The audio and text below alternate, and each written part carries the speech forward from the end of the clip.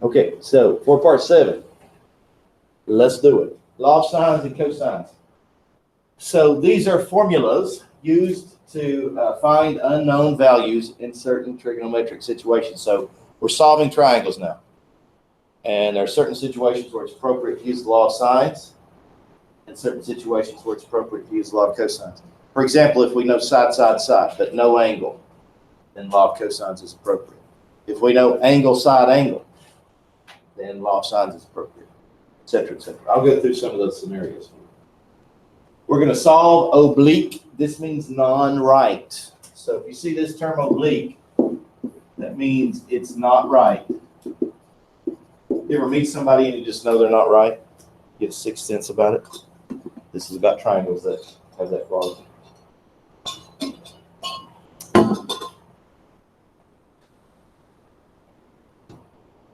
So oblique, again, non-right. So a law of sines is a relationship between the sides and angles of all triangles. The ambiguous case is when the given information could be attached to two different triangles. Now, I don't know if you remember this from geometry, but do you remember the ways to prove congruence? Side, side, side, side, angle, side, angle, etc., etc. Remember the one that didn't work? Made a bad word? Ass, ASS, doesn't work. Some books try to call it SSA. Come on, dude. You know that's ass. So ASS doesn't work, and it doesn't work because it creates the ambiguous case. So if I know consecutively an angle, a side, and a side, that could potentially be more than one triangle. Sometimes it's not. Like, for example, when one of those angles is a right angle, then it's hypotenuse leg theorem. It works. But it's possible to create an ambiguous case using as. And then the law of cosines is also a relationship between the sides and the angles of all triangles. And Heron's formula is a way to find the area of a triangle from side, side, side information. So the ambiguous case is about the ASS relationship. The law of cosines is, like the law of sines, the relationship between the sides and angles of all triangles. And then finally, Heron's formula is an area formula for triangle. Stop me if you have a question, as always.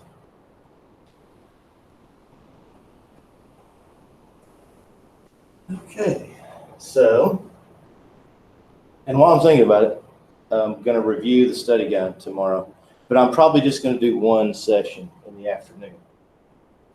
Seems kind of a redundancy to do it twice, even though I know that was helpful to some. So I'm going to shift. For those folks, you can watch the video in the evening. And the test is not due till Friday anyway, so we've got plenty of time to do that. But I'm probably going to shift everybody to that afternoon meeting session.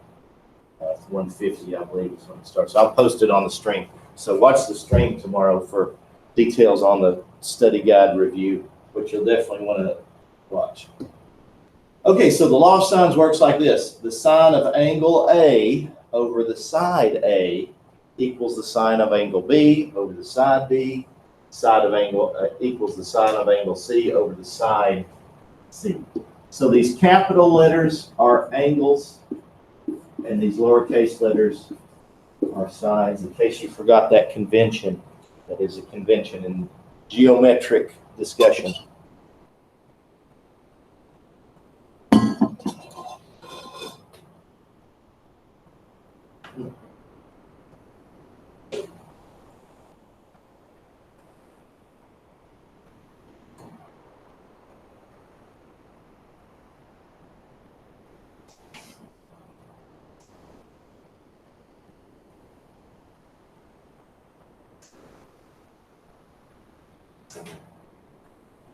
So one of the essential ideas from this section is this law of sines.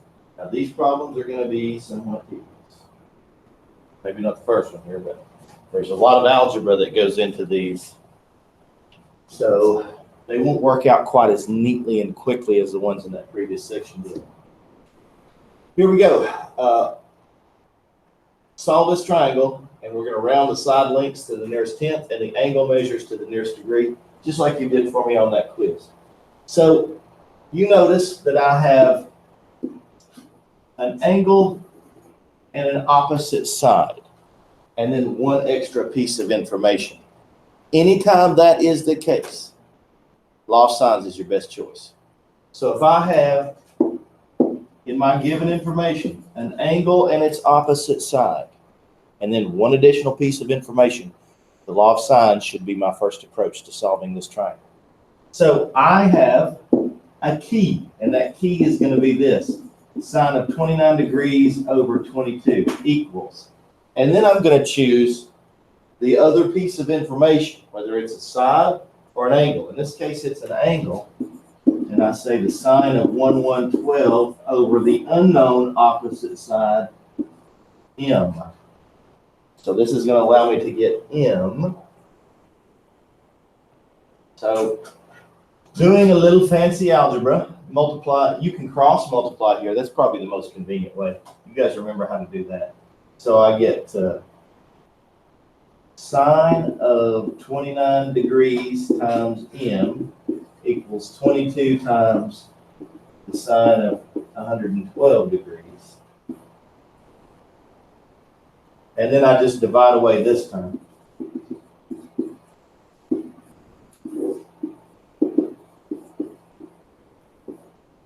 And now we'll plug it into our calculator and simplify. But let me ask you, Riley, what mode should I be in? Very good. And I need to double check that because I was just doing some graphing and stuff. Yeah, I was in radians. So if I had not changed this, I would have gotten the wrong answer. And it probably would have been convincing because it would have been some number and a decimal. Would have made sense. But make sure you're in the right mode. So 22 times the sine of 112 degrees. And then divide that value by the sine of 29. So I get 42.07 to the nearest tenth, that's 42.1. So now I need n. So I need to find this angle. And we're going to use the 180 degrees in a triangle. And we're subtracting away 112 and then also 29. So that one's going to be super easy. 180 minus 112 minus 29. 39 degrees, boys and girls. So now we can redo this, except here we'll have 39 degrees, and here we'll have n. Shrink this up. We're done with this bit. Oh, didn't even do what it was supposed to do.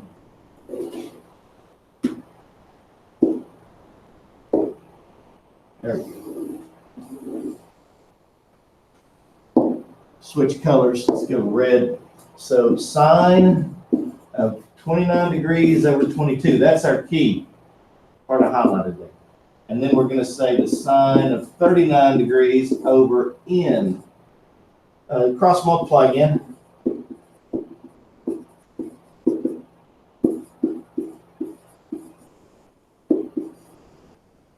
Divide by sine 29.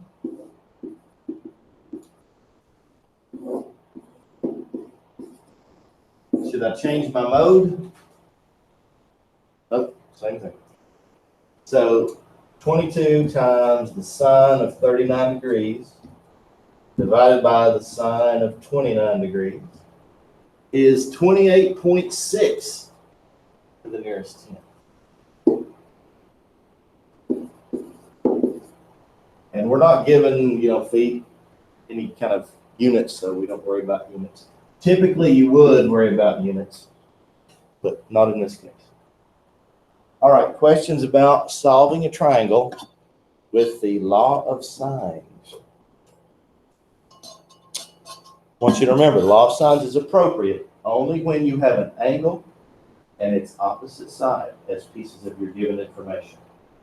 If you don't have those two things, the law of sines is not appropriate. The law of cosines is.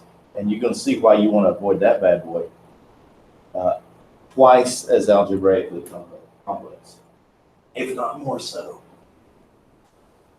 Okay, I don't think we need another one of those. Ballooning. So this graph is tiny, but goes like this. That's 62 degrees, 650 feet, 49 degrees, x, y. So, and then the balloon's up here. So this is capital X, this is capital Y, and this is capital Z, just so we can have our notation consistent. The angle of elevation to the hot air balloon from the top of the second building. So the first one's 62, second one's 49 degrees. Find the distance from the hot air balloon to each building. In other words, find X and Y. So find X and Y in this triangle. So we don't have an angle and its opposite side, but we can very quickly get it. You see how this angle is not mysterious to us? We just do 180 minus these, and then we'll have what we need to use the law of sines. So it either has to be in your given information, or the other two angles are known, in which case you can very quickly find that third angle. So it is 69 degrees. That number math teachers avoid, because it makes mischievous teenagers chuckle. So now we have that angle on the opposite side, which is our key. So we're going to find the sine of 69 over 650 is equal to the sine of, let's find y first. So 62 degrees over y. If we solve this for y, we'll do this in one step to save us some algebra. But that works out just like the one I did previously. You wind up here. So plug that in our calculator. Do I need to change my mode? No, it's in degree mode, we're good to go. So 650 times sine of 62 is 573.9, but then we need to divide by the sine of 69. So we get 614.7, and that's in feet this time. Don't forget your units when they're appropriate. Muy importante, especially to applied mathematicians, physicists, and so on. They're going to worry to death about units. Blue this time. So sine of 69 degrees over 650 equals sine of 49 degrees over our unknown side x. So x equals 650 times the sine of 49 degrees divided by the sine of 69 degrees via the same algebraic mechanisms we've been using the whole time. So the same mode, still in degrees here, 650 times sine 49. And then divide that by the sine of 69. And 525.5 is our value to the nearest.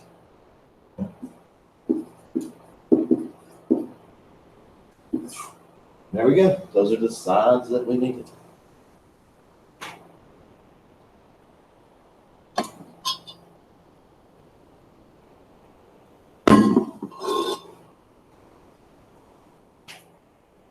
This is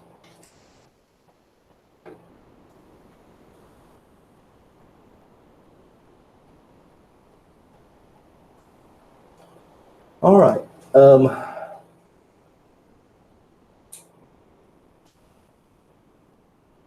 So here we have a tree leaning 10 degrees past vertical, so that's 90 plus 10, or 100 degrees for this angle.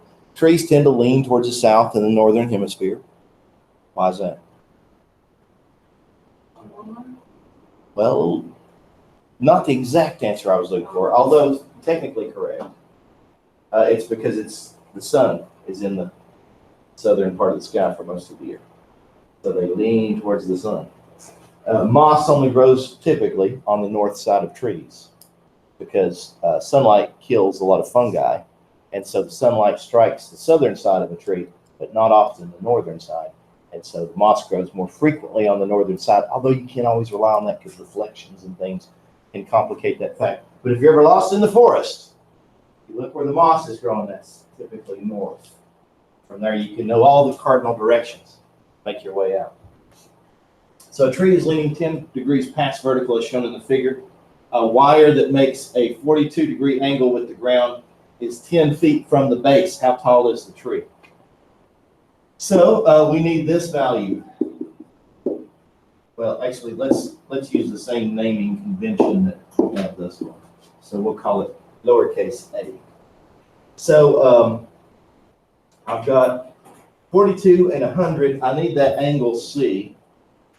So 180 minus 100 minus 42 tells me this angle is 38. And so 38 degrees is opposite 10 feet. That's our key for the law of sines.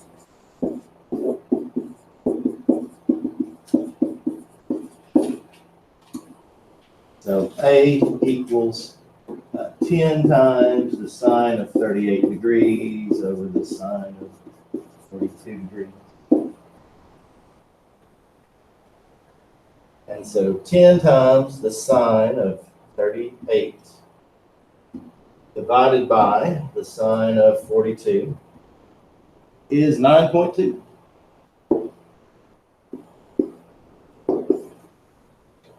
And that's in feet. Questions about the law of sines? It would be 10 times sine 42 divided by. Ooh, let's mix those up. Thank you, Kobe. It takes a village, brother. Thank you. Well, I used to do stuff like that. Kind of impractical nowadays. I do appreciate you.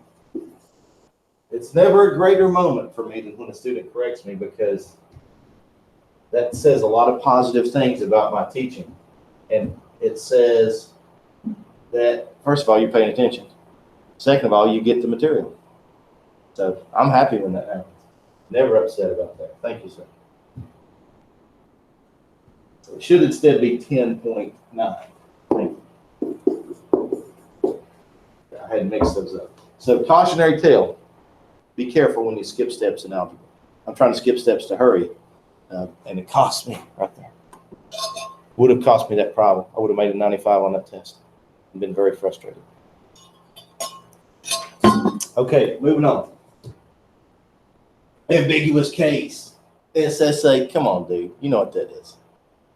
That ain't SSA. That's ASS. But anyway, it's when you know an angle and then two consecutive sides. And there are three scenarios.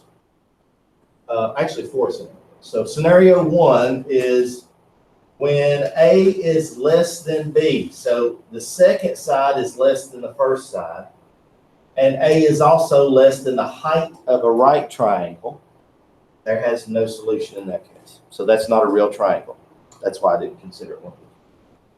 So then the three scenarios when it actually is a triangle is when A equals H, then you have a right triangle, has one solution. Remember how hypotenuse leg works. This is why, because it has one solution. And then this is the one we're most concerned about. When A is less than B and A is greater than H. You see how it could strike that horizontal in two spots? And so we have two possible triangles, one obtuse and one acute. So this is the one that's ambiguous. And then if the second side is bigger than the first side, just one triangle is possible, only the acute triangle.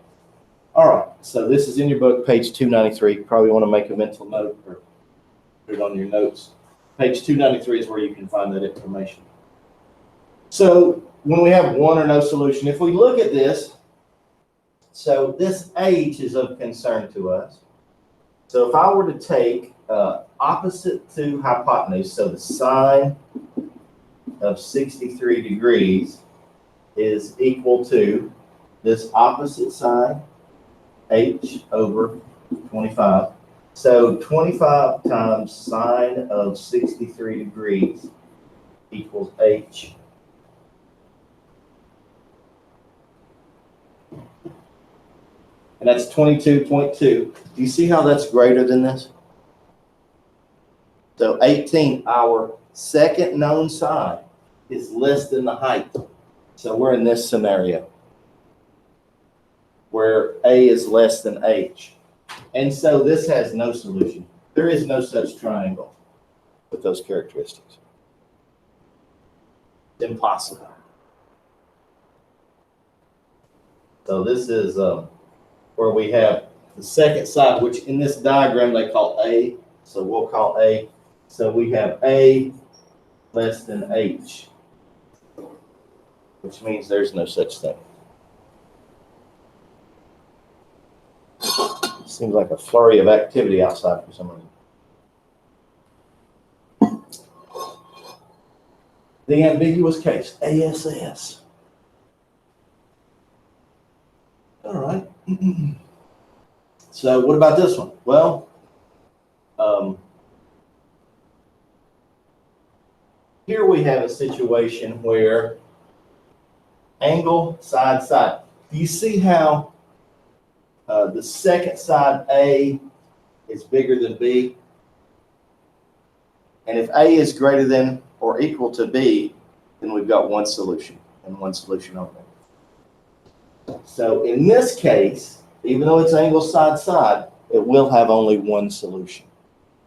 And that will be as follows. So the sine of 105 degrees over 73 equals the sine of some angle we don't know, B, 55. You see, I'm going to have to use an inverse trig function here. So 55 times the sine of 105 degrees over 73 equals the sine of B. So B is going to be the sine inverse of that mess.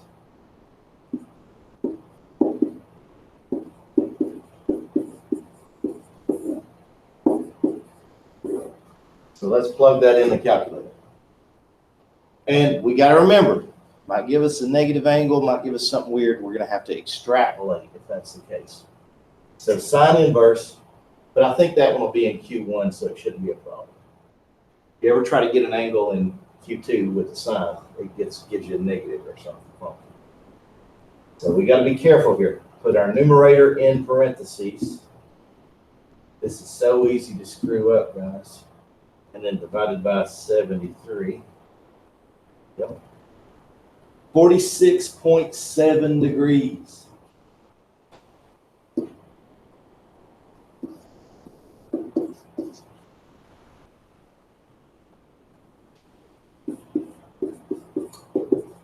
And I don't need to do anything similar to find that last one. I can just say 180 minus 105 minus 46.7 is 28.3. Now, they usually try to make these to scale, but they're never exactly to scale. So don't let, like, that doesn't look like 23 degrees, make you think the problem is wrong. No, they just didn't make the triangle scaled perfectly. And often it'll be like a 45, 45, 90, and they'll tell you it's 28.3. That's just because they didn't use an exact reference triangle. Okay, so one more calculation to find that unknown side.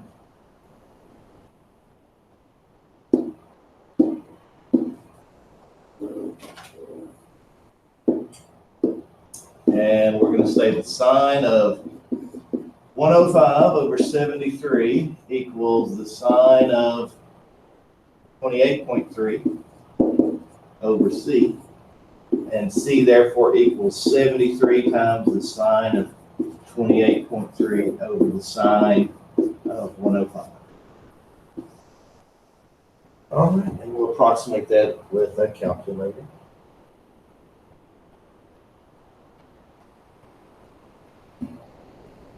Divided by the sine of 105. 35.5 8 to the nearest 10. And no units are given on this problem. So one and only one solution, and that's it. Questions about that? All right, so then you have the ambiguous case, and this is this stuff. You got to basically do two problems in one. So the ambiguous case here, do you see how if the second side is greater than the first side, it can strike that horizontal in two spots and create two different triangles, one obtuse and one acute. So in this case,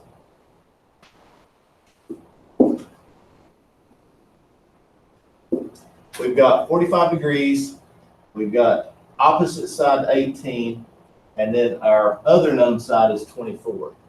So let's try to find the triangles. First of all, so I have sine of 45 degrees over 18, because that's that other side, that opposite side. In either case, it's 18. And that's going to equal the sine of some angle C over 24. So here's where the ambiguity comes in.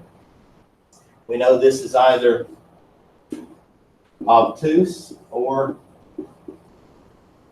acute. And so we're going to have to extrapolate this into Q2, whatever we get.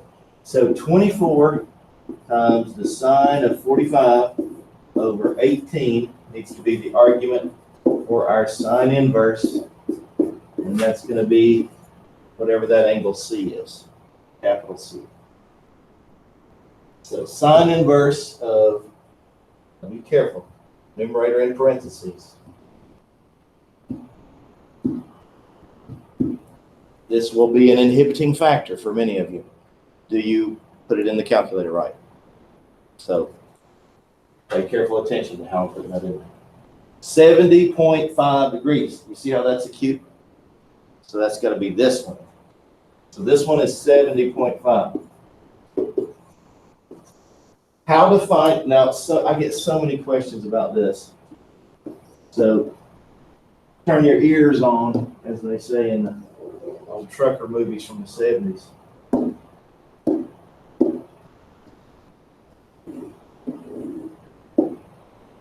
Here's how we find the corresponding angle in Q2. So I've got 70.5 here.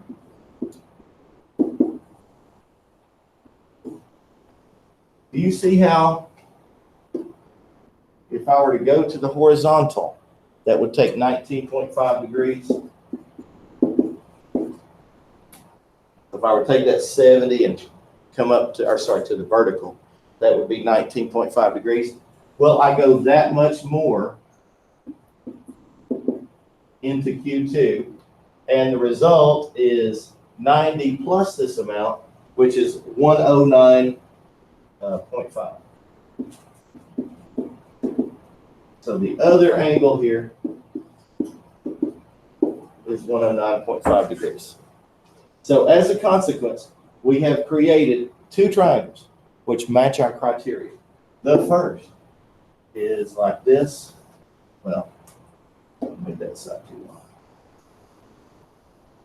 So it's got here 45 degrees, here 109.5 degrees, here 24, here 18. Now it should be trivial for you to solve it from here. And then the other triangle is 45 degrees, 70.5 degrees, I'll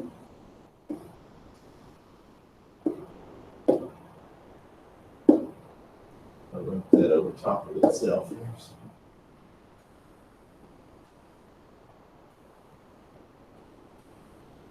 That would be more clear.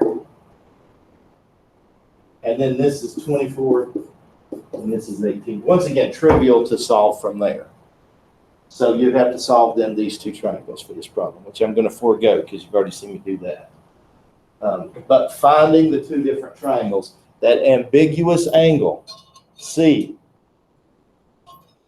Every year, I get a dozen questions. How in the heck can I find that corresponding angle in Q2? Well, you find how far it takes you to get to the vertical, and then you go that much further into quadrant 2. It's kind of intuitive once you do a couple like this.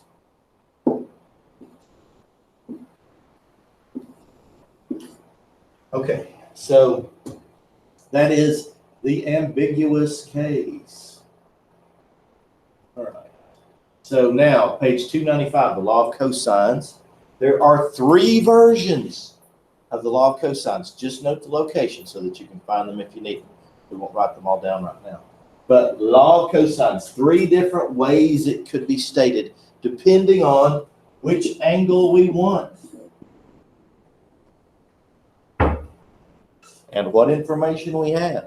So the angle's different, and then the values here are switched around. Okay, so law of cosines, 3 ways it can be represented. So when we have side, side, side, is there any way to know an angle and its opposite side?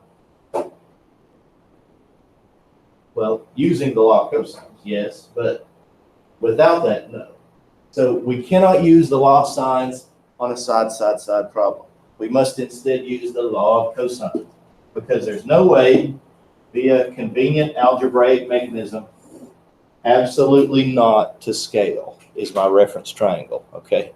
So it's going to be as out of scale as it can be.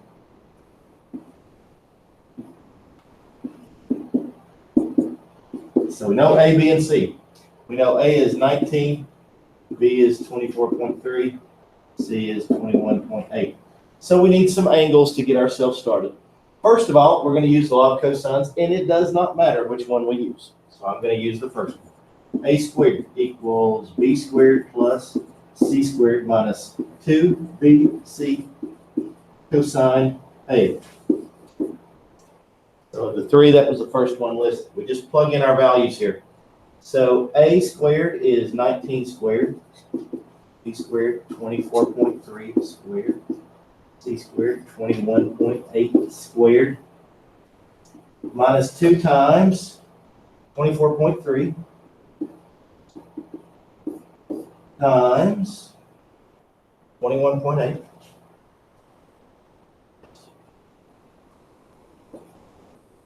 Still not done. See why we want to avoid this? Cosine A. So I need to solve this for cosine A. Told you the algebra would be a mess for these. So I'm going to subtract away these 2 from each side.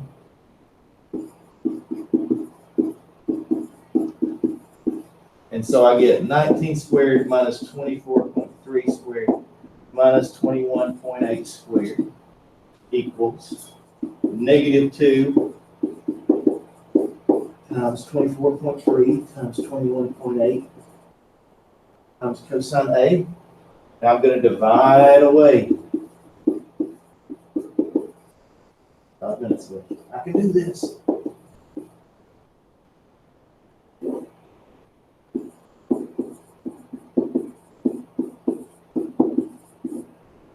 And this resulting ratio is going to be equal to the cosine of A. Therefore, A is going to be the cosine inverse of that mass. So let's plug it in the calculator and see what we get. All right, so cosine inverse, and we need to be in degree mode, which we are. So numerator in parentheses, 19 squared minus 24.3 squared minus 21.8 squared, close numerator, divided by, open denominator, negative 2 times 24.3 times 21.8, close denominator, close cosine inverse, and 48.3 degrees is A. Now, once you have a single angle, it's a problem just like we did earlier. Yeah, so it's a problem just like we did earlier at this point, and it's trivial. So once you have even just one angle, you no longer need to use the law of cosines. You can now attack this with the law of sines like you did to find those remaining two angles.